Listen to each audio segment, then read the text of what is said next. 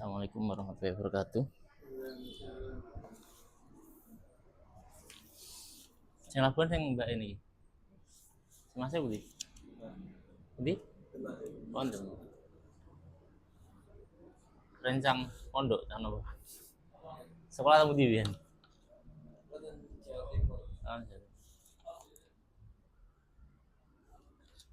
Pondok nopo? Kuliah.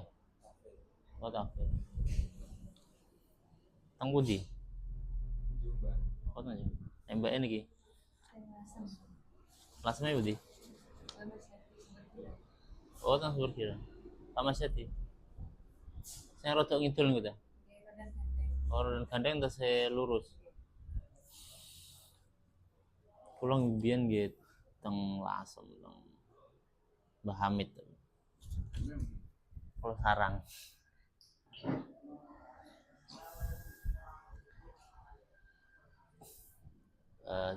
Jadi yang tadi kan ada tahap-tahapnya ya. Tadi ngecek berkas, terus kemudian sekarang itu ini bimbingan calon pengantin. Ya sebenarnya kalau sudah mondok ya sudah tahu sih apa yang harus dilakukan suami istri itu bagaimana. Jadi suami istri itu ibaratnya satu tim ya, satu tim. Jadi suami sama istri itu ya kerjasama kalau besok sudah berumah tangga.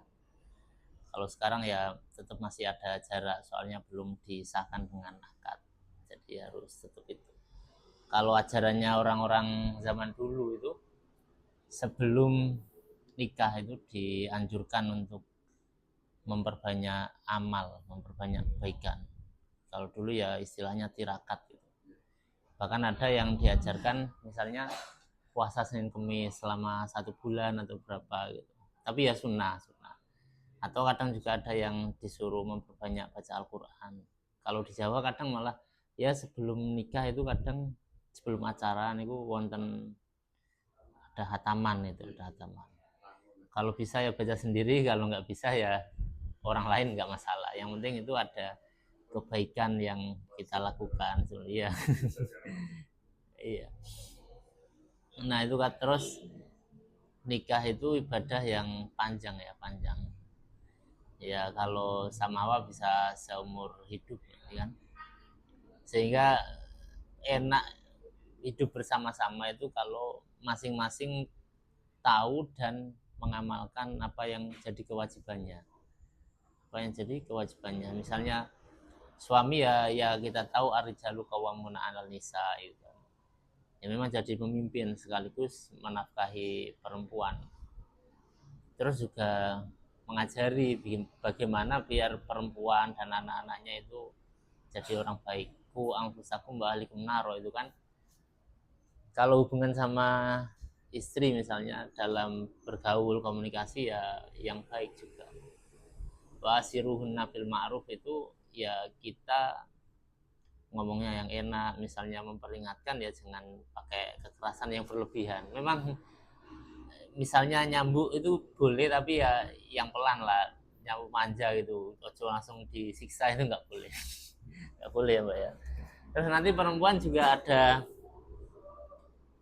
hak dan kewajibannya juga.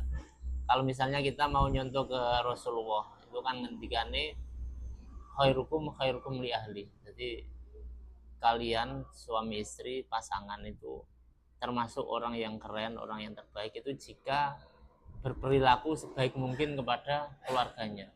Khairukum li ahli wa ana khairukum li ahli, dan Nabi Muhammad itu contoh orang yang terbaik dalam memperlakukan keluarganya.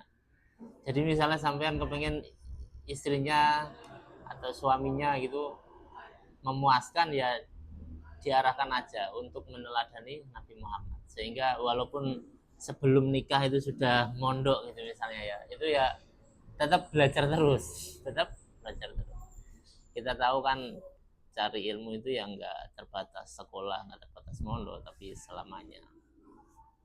Terus di rumah itu kalau suami ya, kalau Nabi Muhammad karena fi mihnati ahlihi, jadi Nabi Muhammad itu tidak hanya jadi pemimpin rumah tangga, tidak hanya menasihati, tapi fi mihnati ahlihi, membantu kegiatan rumah tangga.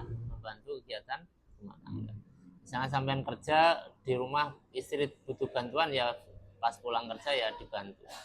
Jangan dibiarkan capek sendiri ya. Atau dicarikan membantu gitu ya. Dicarikan membantu. Ya nanti menyesuaikan lah ya, menyesuaikan. Saling pengertian.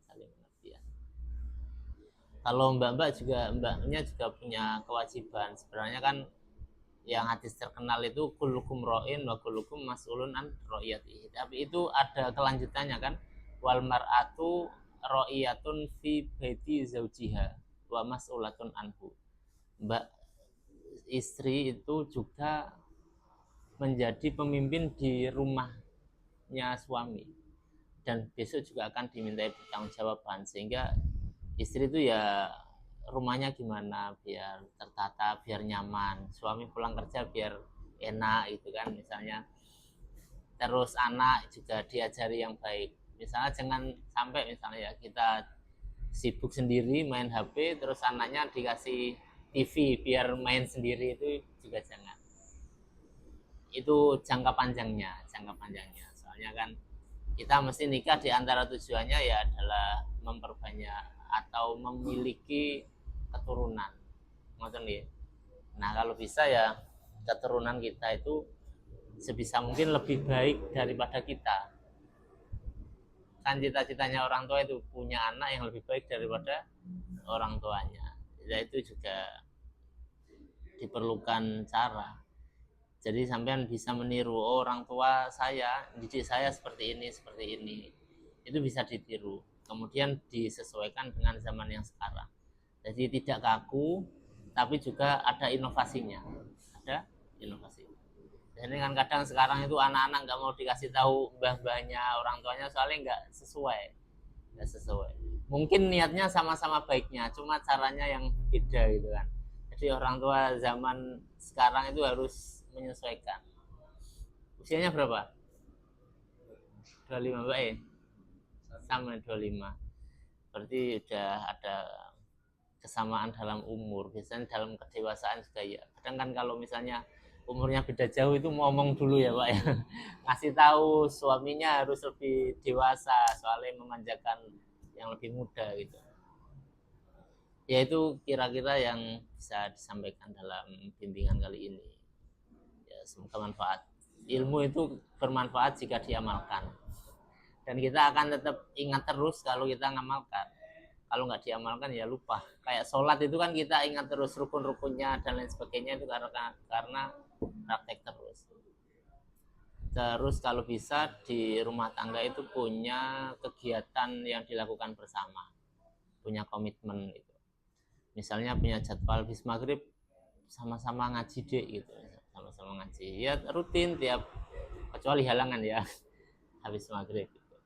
Atau jamaah misalnya masa nggak jamaah di masjid atau musola ya jamaah di rumah gitu. Karena zayyinu manazilakum bis sholati wa qiraatil Quran. Rumah itu dihiasi dengan sholat dan qiraatil Quran. Kalau punya kegiatan yang bersama itu enaknya gini.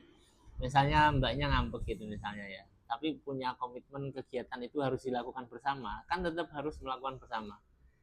Nanti lambat laun ngambeknya akan hilang dengan sendirinya karena bersama terus. Ya itu trik-triknya ya, sekali-kali di jalan-jalan. Besok ya kalau sudah nikah. Jangan di rumah terus. Safiru tasihu. Orang yang berjalan-jalan itu insya Allah lebih sehat. Ya sebulan sekali mbak ya, sekali-kali, setahun sekali ke mall gitu kan. Jangan tiap bulan. Terus manajemen keuangan juga perlu di rumah tangga itu juga. Namanya uang itu kan kebutuhan ya, tapi harus diatur. Ini untuk masa depan kita, untuk masa depan anak. Misalnya pengen haji kan juga butuh tabungan, jadi harus diatur. Tidak hanya dipakai untuk kesenangan, tapi juga kita harus tahu mana yang ini benar-benar penting, mana yang kebutuhan, mana yang keinginan. Kalau nggak diatur, uang sebanyak apapun itu bisa habis gitu Pak. Pengalaman. Jadi memang harus diatur itu. At-tadbir nisful is. Kunci suksesnya kehidupan itu manajemen yang bagus, mengatur yang bagus. Terus ini sebentar lagi sampean kan sudah menyempurnakan separuh agama ya. nikah itu menyempurnakan baru separuh ya, separuh agama. Idza tazawwaja al-abdu faqad istakmala nisfaddin. Kalau orang nikah itu yang sempurna baru separuh agamanya. Separuh berikutnya itu bisa disempurnakan dengan falyattaqillaha fi nisil baqi. Caranya dengan berumah tangga yang diliputi dengan ketakwaan. Sampean melakukan kewajibannya yang diwajibkan Gusti Allah, larangannya Gusti Allah juga jangan dilakukan. Suami istri sama kayak gitu semua. Nanti kalau itu sudah dilakukan, insya Allah falanuhyiyannahu hayatan thayyibah. Orang itu yang baik, beriman baik, itu pasti diberi kehidupan yang enak oleh Gusti Allah. Itu sudah pasti. Yang janji Gusti Allah yang menghidupkan kita ya, yang janji. Kita dijanjini bupati saja percaya, masa dijanjini Gusti Allah kok nggak tenanan itu kan ya itu. Ya semoga kapan nikahnya? 6 oh 6 Desember. 2 minggu lagi ya sekitar. Ya semoga lancar. Ya. Bon. Assalamualaikum warahmatullahi wabarakatuh.